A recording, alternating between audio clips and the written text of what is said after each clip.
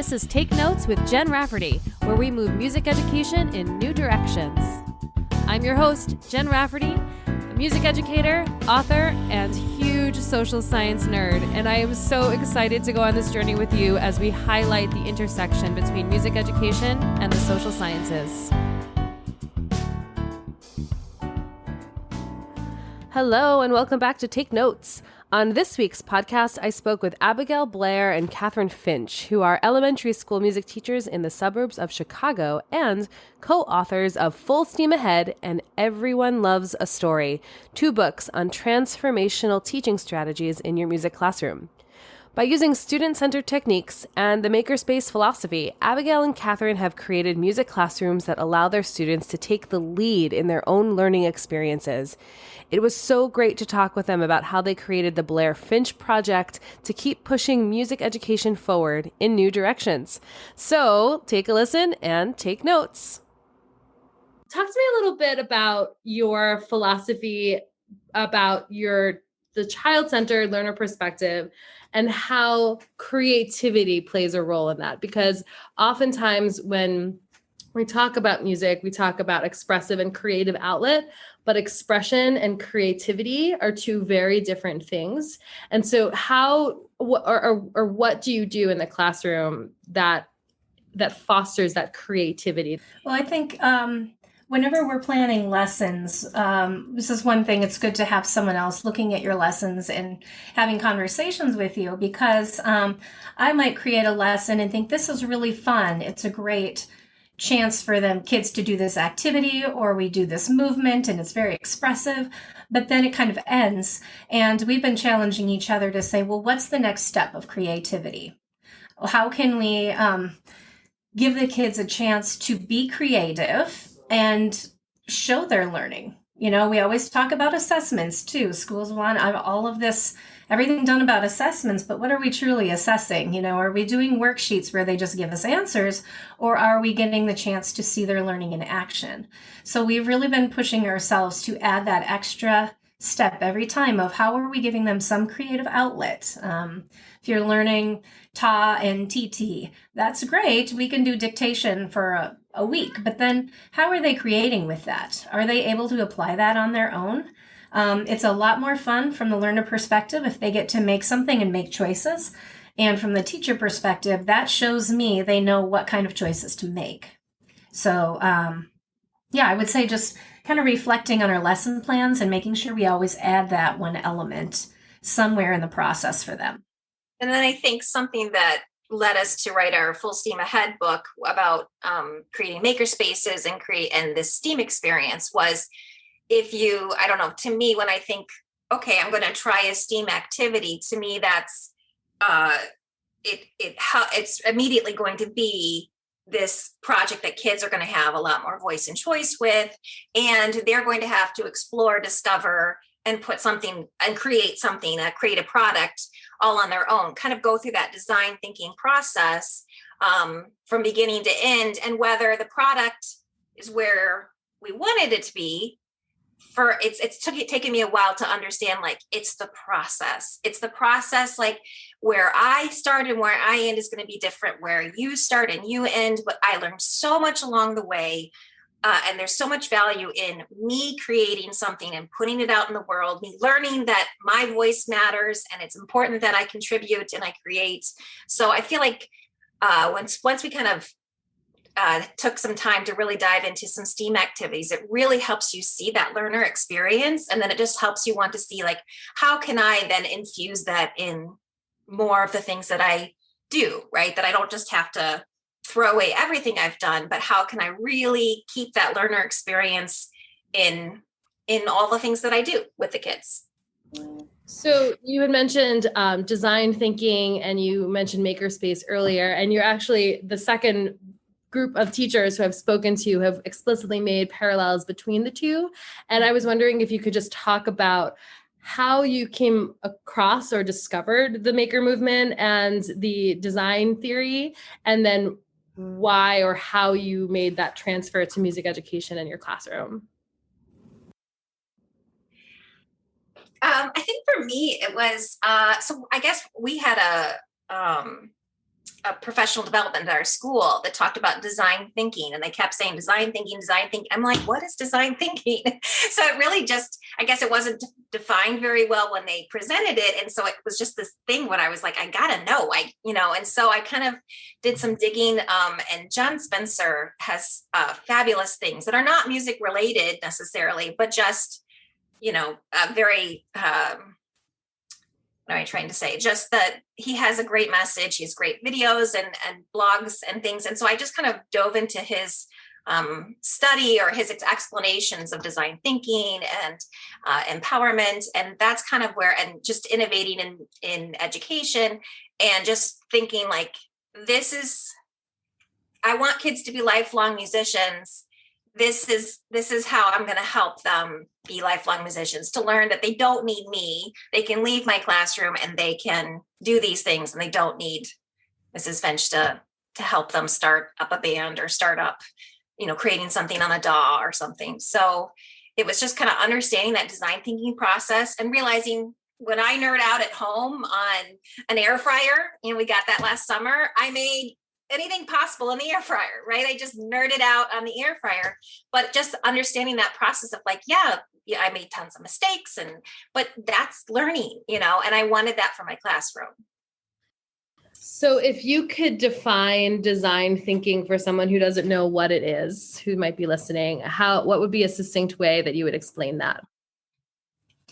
The launch design thinking is really, it's a checklist for me, honestly, as I'm preparing things. So each letter, and see if I can remember all of them without my notes in front of me. L is for look, listen, and learn. So first we want students to just kind of be looking, listening, learning. And this is John Spencer's idea here too, that we're sharing.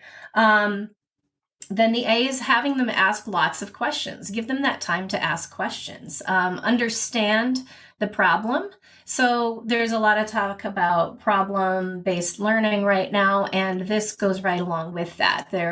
It goes right with that. What is the problem? It doesn't have to be a huge thing, but it could be like, can you design a shaker for a rock band? There's a rock band coming and they need a shaker that sounds cool and looks cool and can play rhythms accurately. And I'm assessing the rhythm playing, but they think they're making this amazing thing for a rock band. So that's look, listen, and learn, ask questions, understand the problem. Then they give them time to just navigate ideas. And so they'll create a prototype. They'll talk through ideas. How do we make this? Do I need a team? Can I do this on my own? What help do I need from my teacher? That sort of thing.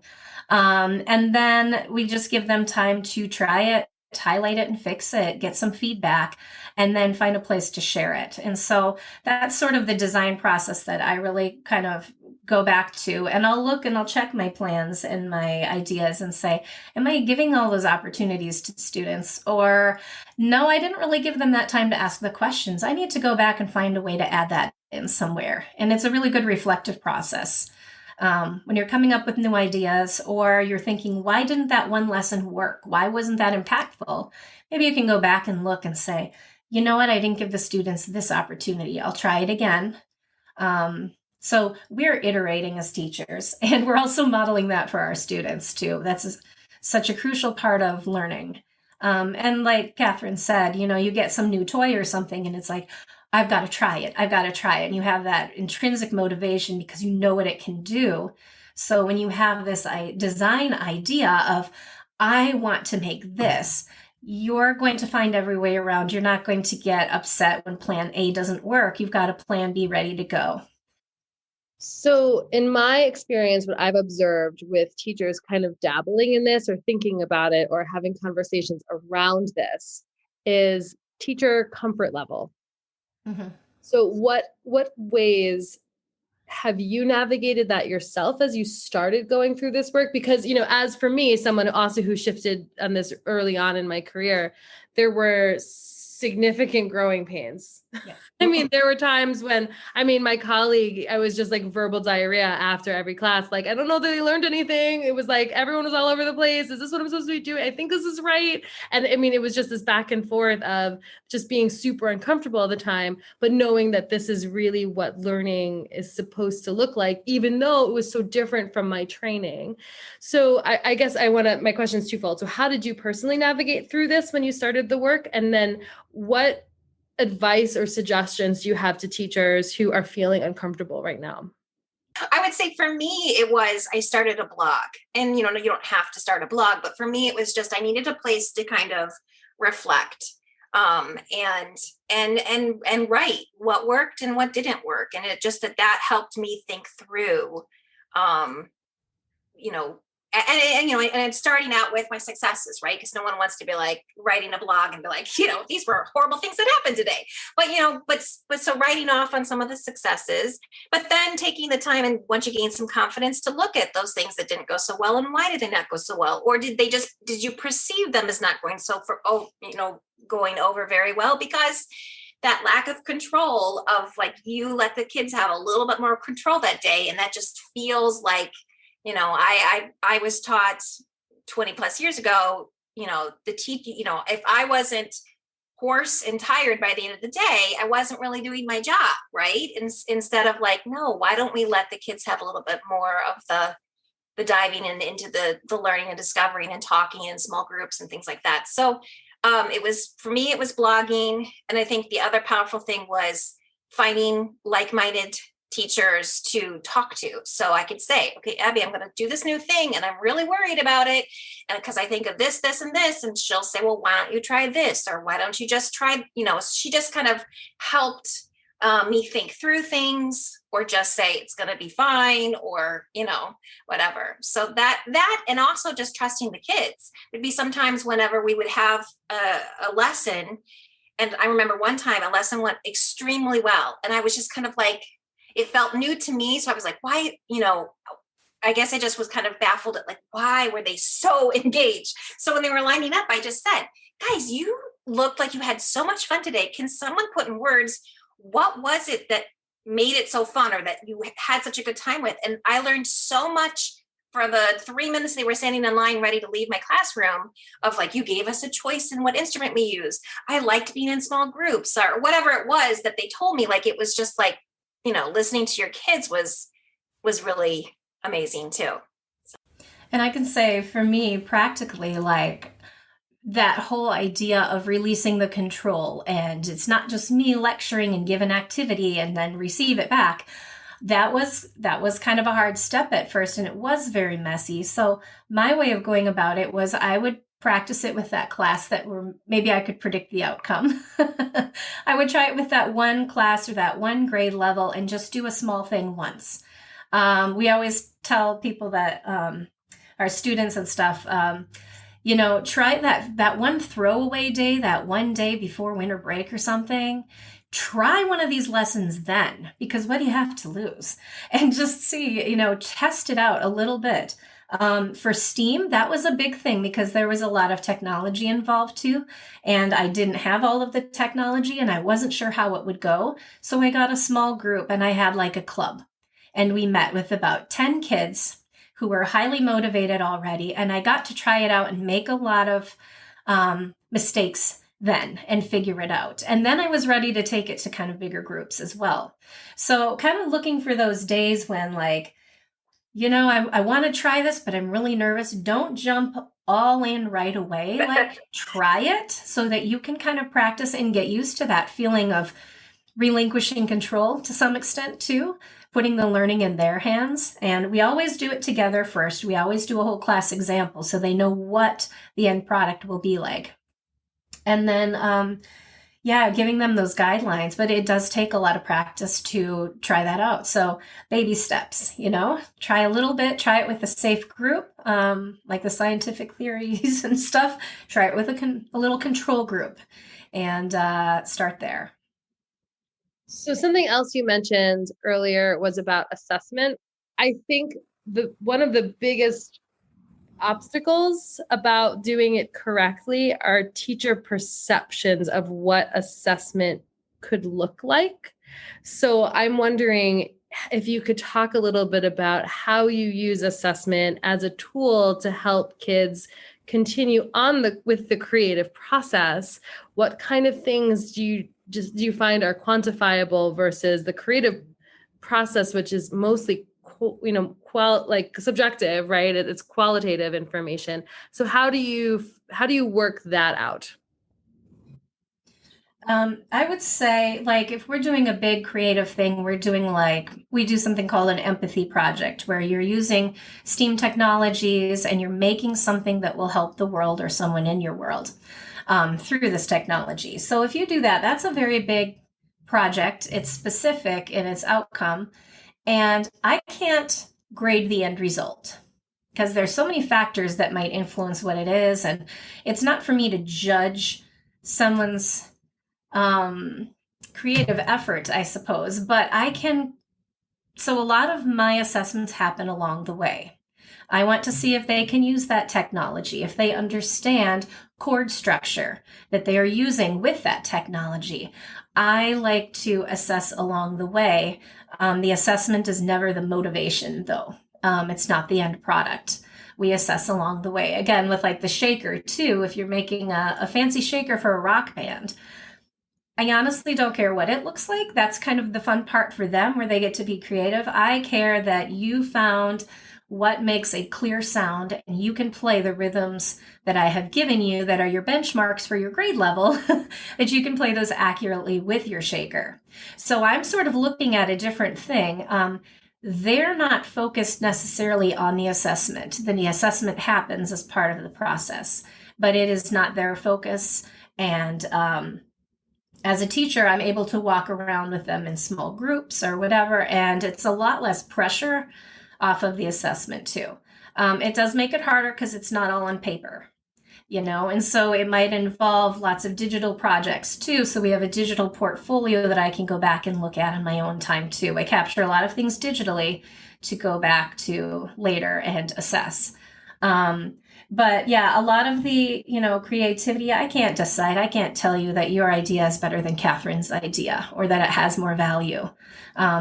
So we have to really look with assessment on what is the concrete data that we can get. And then for us, we use like a system of 4, 3, 2, 1. And we say 3 is where you want to be. That means you have made it. You have done what we have asked of you. But sometimes there's a kid who's a 4, who's going above and beyond. And those are those kids that really show a huge amount of creativity in their work. They're able to apply it creatively. Those are sort of our above and beyond students. And we hope to get everyone there. But, depending on rhythms versus expressive movement, you have to assess them completely different ways. And I think something that the pandemic taught me was just the power of what a digital tool can do. I mean, I just feel like letting kids reflect and just listening to their words, you learn so much from them drawing and talking about what they're creating, what words they couldn't say or didn't quite understand. There's just so much power in letting them, create something and then listening to it. And I feel like the other piece definitely was, and I had done this before, but it was just in my face this year with being in remote learning, was just the multiple different opportunities to show your learning. Like I have children who, don't want to do a singing game and sing in front of everybody, but like give them a puppet and then they will sing, you hear their beautiful little singing voice. So everybody just kind of has their own, I don't know what I want to say limitations, and that's not what it is, but you've got to give them multiple ways to share their learning. And I think when you listen to kids and you give them the opportunity, the assessment is something where they are reflecting themselves. You learn so much more than, a Google form or a sheet that has like these little, these questions that you don't always get everything about it, right? Or you have an EL student who the language is the barrier. And so it wasn't necessarily that they didn't understand it, but that, the worksheet wasn't helping them. So I just, the power of listening to kids is really wonderful in assessment and helping you inform your instruction for next time. Yeah. So it sounds like the way you work it is that assessment is really organically weaved into the process, and it's not the focus necessarily for the kids, but they're getting the feedback they need to do to elevate, and you're getting the information you need to inform your teaching. And I think that's where people get tripped up, that they see it as something that it's not. And it's that same conversation over and over about, square peg, round hole.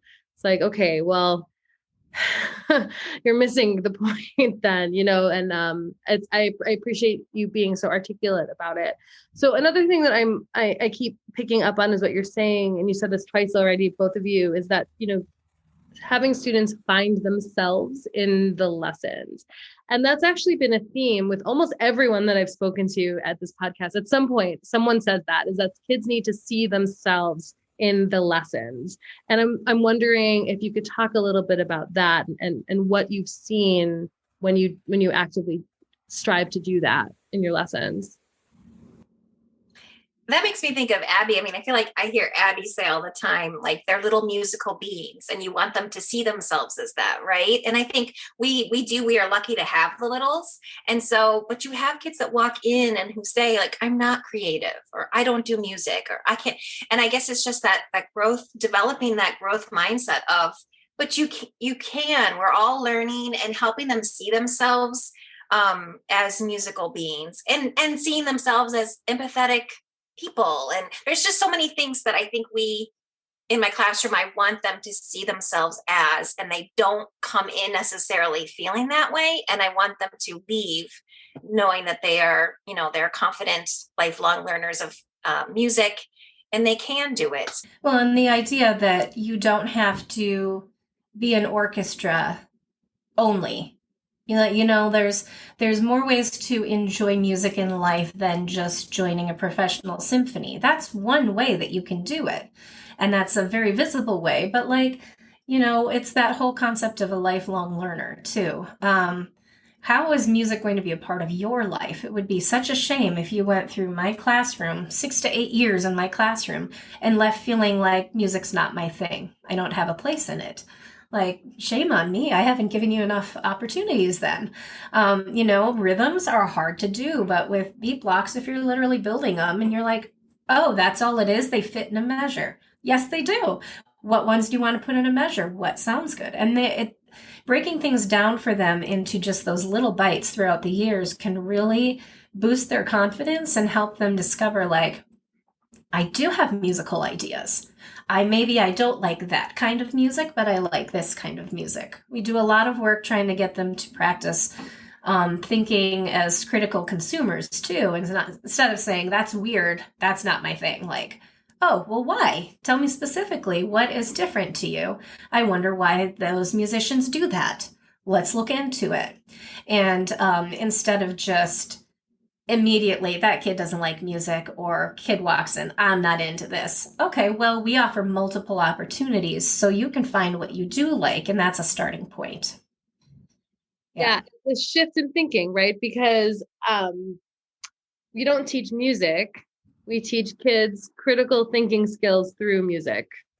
Right. At least that's how I interpret what our job is. And that's a really big difference in someone saying, I teach science. And that is just content. And what we're doing is so much more than that. And what you're explaining is so much more than that, because the point is, would we love everyone to be connected to their musical identity? Absolutely. But more so if we can give them the critical thinking skills to communicate about music, because they're either going to be consumers of it, yay us, right? And that shift is not just semantics. I think that's a really important thing to ponder on, I think, for some folks who are maybe struggling with some of these ideas, because I think that's why. And I think what was so interesting was that COVID highlighted all of that, right? Where you really saw the teachers who were so connected to the content, like it should not have been as hard as it was. Right? I mean, if we were doing it right, it shouldn't have been that hard. And I thought that all those conversations were fascinating. And I enjoyed facilitating those conversations and hearing the discourse. It was really fascinating. And it's complicated, right? I mean, these things are connected to our personal identities too. And there's a lot of layers in all of it. But at the end of the day, we're public servants who have a job, and really defining what that job is important. Mm-hmm. Yep. Yeah. So I wanted to know also a little bit more, and then I want to get to your books. You said STEAM a lot, and I come from a district that we are, I did far behind. STEAM is buzzy, but there isn't really any action involved with STEAM. So can you just explain how your STEAM program got started? STEAM does kind of bring that creativity to the forefront. And I was struggling with, or not struggling, but like trying to kind of challenge myself from being somebody who really wanted my classroom to be very engaging to this new idea of empowerment. Like how do I pass it to them and make sure that they are really the ones owning learning, and I'm not the one that's doing all of the steps and things. And so when you do STEAM activities, it really does pass. The kids are knee deep in that learning, and so it kind of helped me when I did some activities like that. It helped me to see, the qualities or the ways that to see the kids' light bulb, to see the excitement, to see the collaborating and all that. It was just like, this is what it needs to be like, right, in the classroom. And how can I not just say, okay, this week is a STEAM project, but how can that kind of go into all of the things that I do in my classroom? Right. And life doesn't exist in the silent. And that's, I think, part of one of the strange things about the way we do education. It's like, here's social studies, here's math, here's science, here's music. And unless you're lucky and you have creative teachers who are like, well, let's work together for a unit or a semester, the transfer doesn't happen. So of course, when they get out into the world, they don't understand how the transfers happen. So it seems that these STEAM projects explicitly make it clear what the transfer is.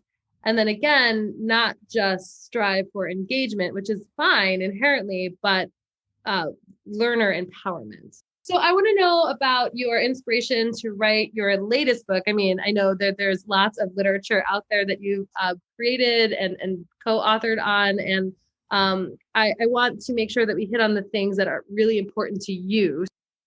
Well, Abby and I, the BlairFinch project, has come out with 2 books recently that have been, passions of ours for a long time. And so it's really nice to have them come out to the world a little bit.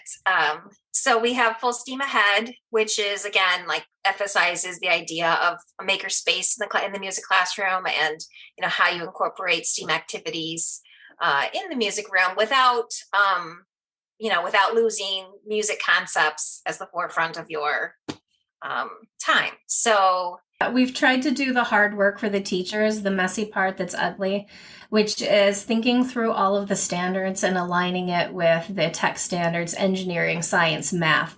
We've aligned those already. So it gives you some common terminology and language and focus too, pulling from those other subjects, and conversation starters if you are going to collaborate with a science teacher on it. You have a starting place. We also tried to break down in that book, how do you do this lesson if you have no technology? How do you do it if you have a little bit? How do you do it if you're 1-to-1 in a well-funded district? And so for each lesson, we break down how the lesson would look in each of those scenarios and which one is kind of recommended, so that you can kind of skip through that trial and error. We've gone through that for you and documented it, and try to make it very user-friendly. And also, there's an online component. So we have a zillion tutorials and video examples, and just tried to make it easy for the teachers. We have a few okay, this part of the book's just for the teachers. You need these skills. This isn't necessarily a lesson for the kids, but here's what you need to know. Here's step-by-step how to do it. Now that you've got that, here's some fun lessons that you can use with the kids that, like Kathryn said, always maintain a musical objective.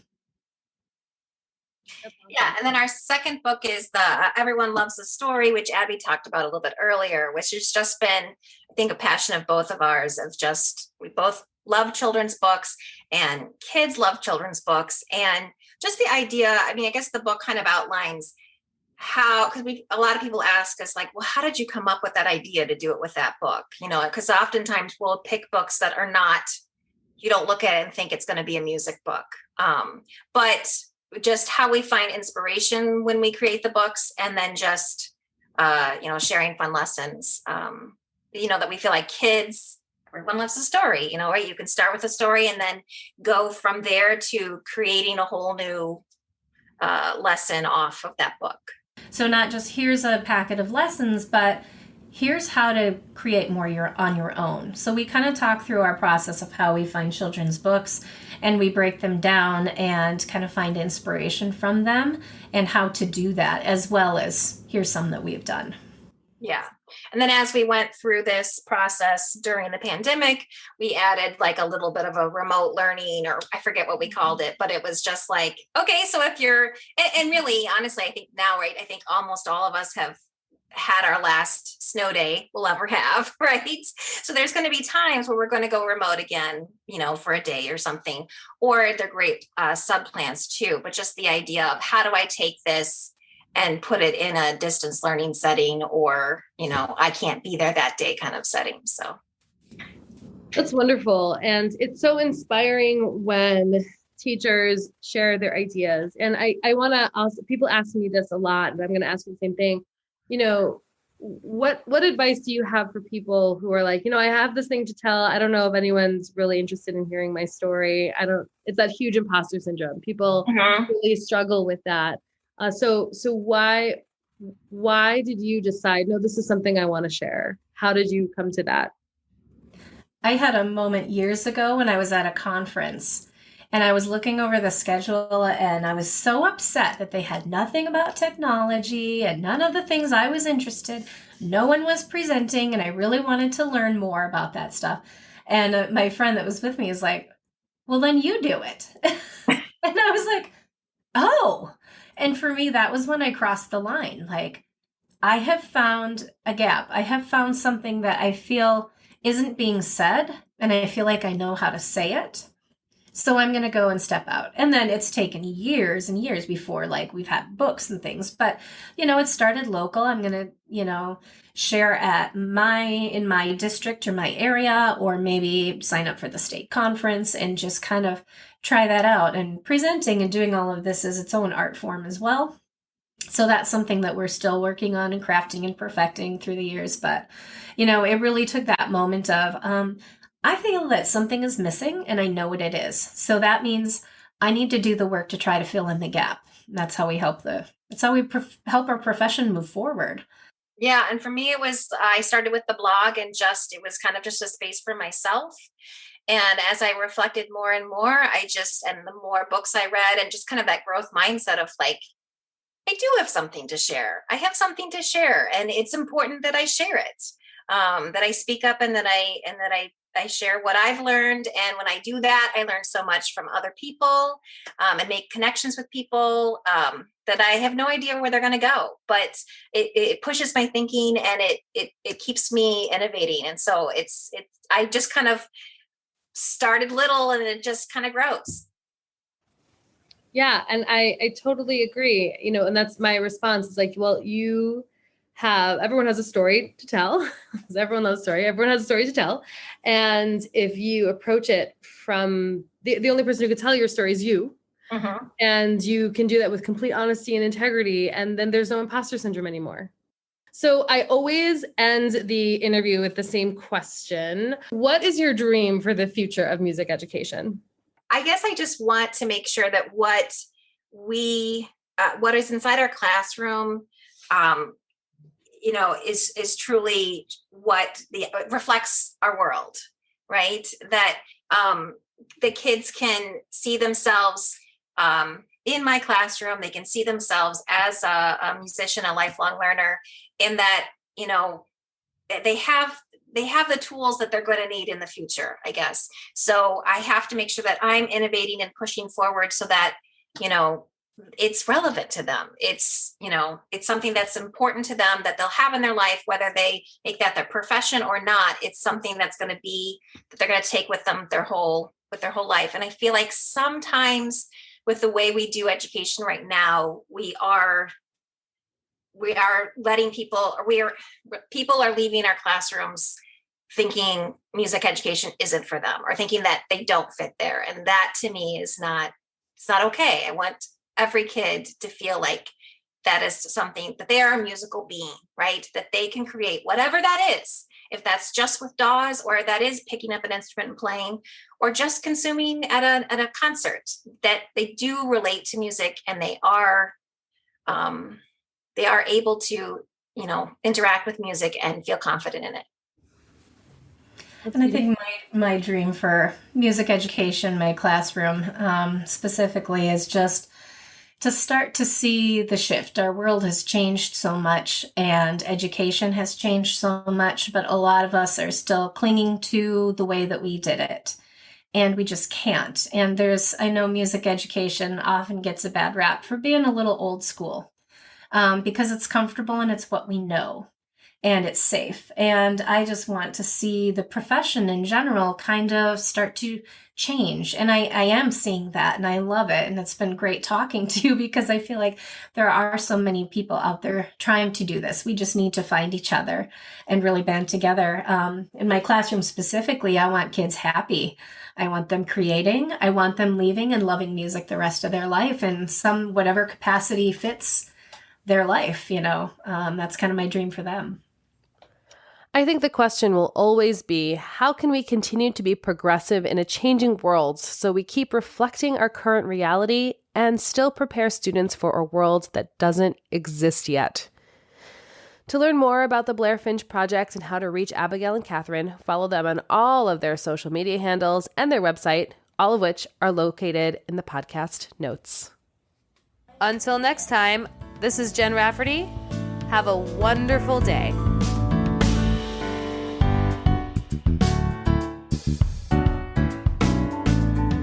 This podcast was brought to you by Jen Rafferty Music, cover art by Molly Reagan and Good Neighbor Art, and music by John Kiefner.